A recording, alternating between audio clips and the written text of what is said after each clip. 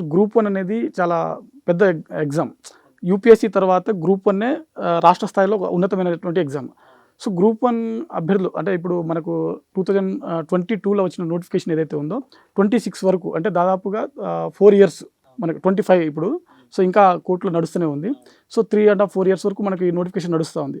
గతంలో 2 times cancel అయిపోయింది. So మీరు ఫ్యామిలీ ఇప్పుడు మీలాంటి వాళ్ళే చాలామంది ఉద్యోగాలను వదిలి ఇటు అంటే వాళ్ళకి లక్షల జీతాలు ఉన్నప్పటికీ వదిలేసి గవర్నమెంట్ ఉద్యోగాల కోసం ప్రిపేర్ అవుతున్నటువంటి పరిస్థితి. సో 2 టైమ్స్ ఎగ్జామ్ క్యాన్సిల్ అయిపోయినప్పుడు కొన్ని అనివార్య కారణాల వల్ల రద్దయిపోయింది. సో ఒక ఆస్పిరెంట్గా ఆ టైంలో మీరు ఎలా ఫీల్ అయ్యారు సార్ అప్పుడు? యూపీఎస్సీ చదువుదామని నేను ఇక్కడికి వచ్చాను. సో నాది డ్రీమ్ ఐఏఎస్ అవ్వాలని. సో 2022లో గ్రూప్ 1 నోటిఫికేషన్ వచ్చింది. వచ్చిన తర్వాత నేను ఏం ఆలోచించానంటే నేను వేరే స్టేట్కి వెళ్ళాల్సి వస్తుంది ఒకవేళ ఏదన్నా ర్యాంక్ వచ్చినా ఏమొచ్చినా. ఇక్కడైతే డిప్యూటీ కలెక్టర్ కొట్టుకుంటే జాబ్ వస్తే ఇక్కడ ఐఏఎస్ అవ్వచ్చు అన్న ఉద్దేశం ఒకటి ఉండే. తర్వాత ఇంకోటి ఏంటిదంటే సో అందులో నాకు అంటే చూసినప్పుడు డివిజన్లు అన్నీ చూసినప్పుడు ఓకే నాకు నా రేంజ్లో కొన్ని జాబ్స్ ఉన్నాయి. అంటే 563 is a good number sir. Actually ఒక్కొక్కసారి యూపీఎస్సీకి అన్నీ ఉండేటి. యూపీఎస్సీ సివిల్ సర్వీసెస్లో 563 1000 ఎక్కువ అలాంటిది 563 చాలా పెద్ద నెంబర్.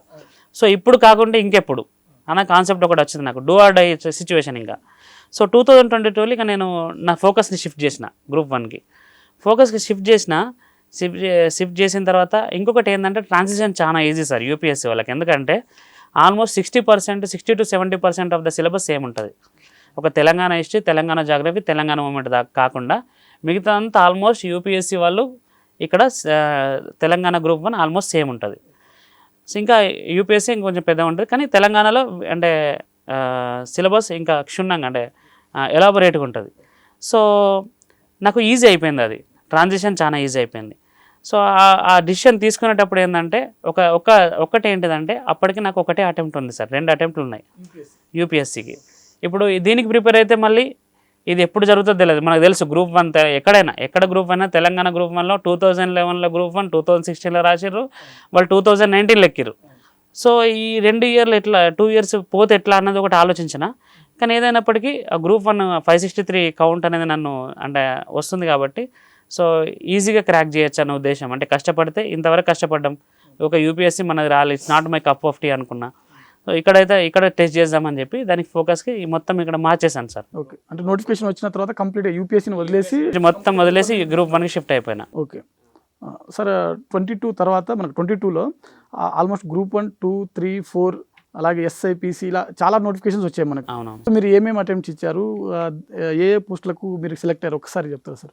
సార్ నేను వాస్తవం చెప్పాలంటే నేను గ్రూప్ 1 తప్ప వేరేది రాయొద్దు అనుకున్నాను సార్ ఇనిషియల్ ఫేజెస్లో. కానీ వచ్చిన ఫెయిల్యూర్స్ని బట్టి ఏ విధంగా అయిపోయిందంటే ఒక జాబ్ అవసరత అనే పరిస్థితి. అంటే మీరు అంటారు కదా ప్లాన్ ఏ ప్లాన్ బి అని. సో ఇప్పుడు ఏంటంటే గ్రూప్ 1 తర్వాత గ్రూప్ 1 కోసం ప్రిపేర్ అయ్యేటప్పుడు ఏమైంది, తర్వాత గ్రూప్ 1 కాస్త పోస్ట్పోన్ అయిపోయింది. ఆ ప్రిలిమ్స్ ఎగ్జామ్ పెట్టిన తర్వాత రిజల్ట్ వచ్చిన తర్వాత అది క్యాన్సిల్ అయిపోయింది. అలా 2 సార్లు అయిపోయింది. 2 సార్లు అయిపోయేసరికి ఏమైపోయిందంటే ఇప్పుడు అది 2022 కాస్త 2024 అయింది. సో ఇప్పుడు పరిస్థితి ఏంటంటే ఏదొచ్చినా తీసుకోవాల్సిందే జాబ్, ఏదొచ్చినా సంతోషం అనే స్థితికి వచ్చేసాను సార్ నేను. అంటే ఏజ్ 31 నుంచి 35 36కి వచ్చేసిన. సో ఇట్లా ఆలోచించినప్పుడు సో గ్రూప్ 1 రాసిన, గ్రూప్ 2 రాసిన, గ్రూప్ 3 రాసిన, గ్రూప్ 4 రాసిన, అంతేకాకుండా డ్రగ్ ఇన్స్పెక్టర్ రాసిన. ఈ గ్యాప్లో గ్రూప్ 1 పోస్ట్పోన్ అయిపోతుంది అనగానే 30 డేసే ఉండే సార్. 30 డేస్ అయినా ప్రిపేర్ అయ్యి రాసిన. అందులో కూడా నాకు మల్టీ జోన్ 1లో నాకు 12th ర్యాంక్, మొత్తం all over the state 27th rank వచ్చింది, 12th ర్యాంక్ వచ్చింది మా జోన్లో. అయినప్పటికీ ఓకే రిజర్వేషన్స్ అది మ్యాచ్అప్ కాకుండా నాకు రాలేదు అది. తర్వాత డ్రగ్ ఇన్స్పెక్టర్, పాలిటెక్నిక్ లెక్చరర్లో స్టేట్ 8th ర్యాంక్ వచ్చింది నాకు. 8th ర్యాంక్ వచ్చిన సీట్స్ తక్కువ ఉండడం వల్ల అది రాలే. సో ఇప్పుడు ఆ 2 రాకపోయేసరికి మళ్ళీ తర్వాత గ్రూప్ 4 అప్పుడు అయితే విషయం ఏంటంటే మా ఆవిడకి చెప్పని కూడా చెప్పలేదు. అంటే నువ్వు ఢిల్లీలో జాబ్ చేసి గల్లీలో జాబ్ చేస్తావా అన్న ఉద్దేశంలో ఉన్నారని అందరు జనాలు అంటున్నారని చెప్పి చెప్పకుండా చేయకుండా పోయి గ్రూప్ 4 ఎగ్జామ్ రాసి వచ్చిన. సో అది కాస్త 1500 ర్యాంక్ వచ్చింది సార్, అంటే స్టేట్ మొత్తంలో.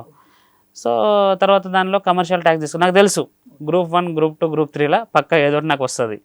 సో మిగిలిన సమయం అన్నా కొంచెం ఒకవేళ గ్రూప్ 1 మళ్ళీ పోస్ట్పోన్ అయితే నాకు కొంచెం రెవెన్యూ పోలీస్ అంటే కొంచెము బిజీ ఉంటుంది. సో ఈ కమర్షియల్ ట్యాక్స్ కొంచెము అంటే పీస్ఫుల్ జాబ్స్ అని చెప్పి ప్రిపరేషన్కి ఈజీ ఉంటుంది అని చెప్పి కమర్షియల్ ట్యాక్స్లో తీసుకున్నా గ్రూప్ 4 జాయిన్ అయినా. ఓకే. తర్వాత గ్రూప్ 2 గ్రూప్ 3 సార్? తర్వాత గ్రూప్ 2 గ్రూప్ 2 గ్రూప్ 3 కూడా సరే అంటే గ్రూప్ 1 రాసినాం కదా సార్. గ్రూప్ 1 చదివేటప్పుడు చాలా క్షుణ్ణంగా చదివాను సార్. వాస్తవం చెప్పాలంటే యూపీఎస్సీ కోసము అప్పుడే నోట్స్ తయారు చేసుకున్నాయి ఉన్నాయి. సో ఇప్పుడు అడిషనల్గా నాకు కావాల్సిన సబ్జెక్ట్స్ ఏంటి? Telangana history, Telangana geography, Telangana movement. So నేను ఎప్పుడైతే ఫోకస్ షిఫ్ట్ చేశానో ఆ 2 monthsలోనే నేను ఆన్లైన్ కోర్స్ అప్పుడు ఇంగ్లీష్ మీడియంలో అసలు అవైలబుల్ లేవు సార్. అసలు మెటీరియల్ లేదు ఇంగ్లీష్ మీడియంలో మేము 2022లో. సో 2022లో ఇంగ్లీష్ మీడియం మెటీరియల్ లేదు. అప్పుడు కొత్త ఒక అకాడమీ వాళ్ళు చెప్తున్నారు.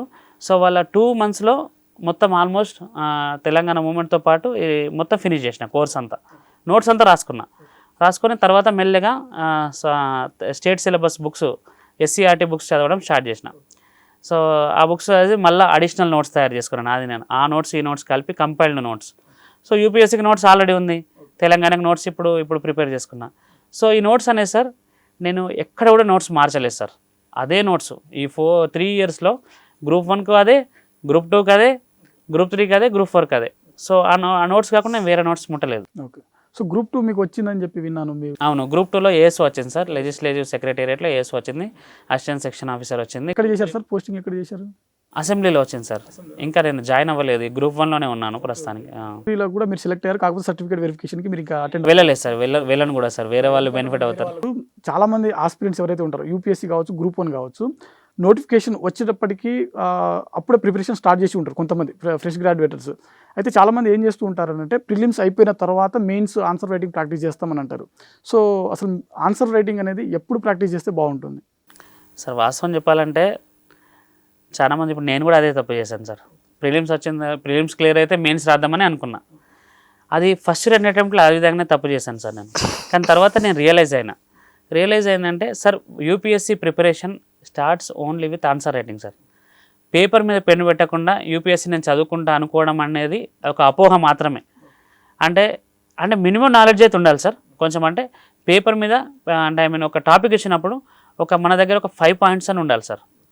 5 points అని లేనప్పుడు మనం ఆన్సర్ రైటింగ్ స్టార్ట్ చేయొద్దు. ఒక 5 points ఉండాలి. కానీ at the same time answer writing start చేయకుండా నేను యూపీఎస్సీ ప్రిపరేషన్లో ఉన్నాను అనుకోవడం కూడా పెద్ద తప్పు, అది పెద్ద మిస్టేక్ అది సార్. పేపర్ మీద పెన్ను పెట్టాల్సిందే. నేను యూపీఎస్సీ మెయిన్స్ రాయలేదు కాబట్టి I'm not the right person to answer about UPSC mains.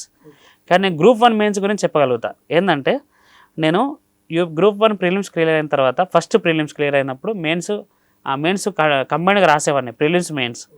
Sir నేను ఇనిషియల్గా 15 questions రాయాలి సార్ 3 గంటల్లో. నేను ఇనిషియల్గా 6 questions రాసేది సార్. గంటకు 2 questions రాసేది. గంటకు 2 questions రాసేది సార్. అంటే 3 hours మీరు 3 hours 6 questions రాసేది. నేను ఆలోచించాను, గంటల 6 రాస్తే నేను ఎప్పుడు రాస్తా? మెల్లగా ప్రాక్టీస్ గంటల 9, తర్వాత 12, తర్వాత యాక్చువల్లీ ఇంకా పోస్ట్పోన్ అవ్వడం ద్వారా నాకు అయిన బెనిఫిట్ ఏంటంటే ఆ 12 కాస్త నేను 15 వరకు తీసుకొచ్చిన sir. Day by day increase చేసుకుంటా. అంటే రోజు మాక్ టెస్ట్ రాయడం, కంటిన్యూస్లో రాయడం. సో రాయడం ద్వారా ఏమైందంటే 3 గంటల్లో 6 questions రాసే వ్యక్తిని నేను 3 గంటల్లో 13 నుంచి 15 questions రాసే స్థితికి వచ్చిన. సో అలాంటి స్థితి రానప్పుడు ఇంకా యూపీఎస్సీ ప్రిపరేషన్ అనేది మెయిన్స్ ఆన్సర్ రైటింగ్ కంపల్సరీ. ఎందుకంటే అవే మార్క్స్ కదా సార్ క్యాలిక్యులేట్ అవేటి. సో ఇంటర్వ్యూ లేదు గ్రూప్ 1కి అయితే. సో మెయిన్స్ కాబట్టి ఆన్సర్ రైటింగ్ అనేది కంపల్సరీ సార్. ఆన్సర్ రైటింగ్ కూడా మనము ఒక ఫార్మాట్ ఉంటుంది. ఆ ఫార్మాట్ అంటే ఇంట్రడక్షన్స్ అండ్ కంక్లూజన్స్, ఇవి కొన్ని సెట్ అయి ఉండాలి సార్. అంటే ఈ క్వశ్చన్ వస్తే ఇంట్రడక్షన్ ఇది పడాలని మనం ముందే ఫిక్స్ అయి ఉండాలి. ఎందుకంటే ఎన్నో అన్ఎక్స్పెక్టెడ్ క్వశ్చన్స్ వస్తాయి, దానికి మనం రెడీ ఉండాలి. So expected questions. సో నా ఫ్రెండ్ ఒక సజెషన్ ఇస్తూ వచ్చాను, ఏంటంటే బ్రెయిన్ మెమరీ కాదు హ్యాండ్ మెమరీ ఉండాలని చెప్పిండు. ఇప్పుడు సార్ ABCD రాస్తాం, రాసేటప్పుడు మనం ఏం ఆలోచించకుండానే జడ్ వరకు రాస్తాం. అట్లనే కొన్ని క్వశ్చన్స్కి ఆన్సర్స్ మన దగ్గర స్టార్టింగ్లో పెన్ను పెడితే ఎండింగ్ వరకు మనం ఆలోచించకుండానే మన హ్యాండే రాస్తూ ఉండాలి.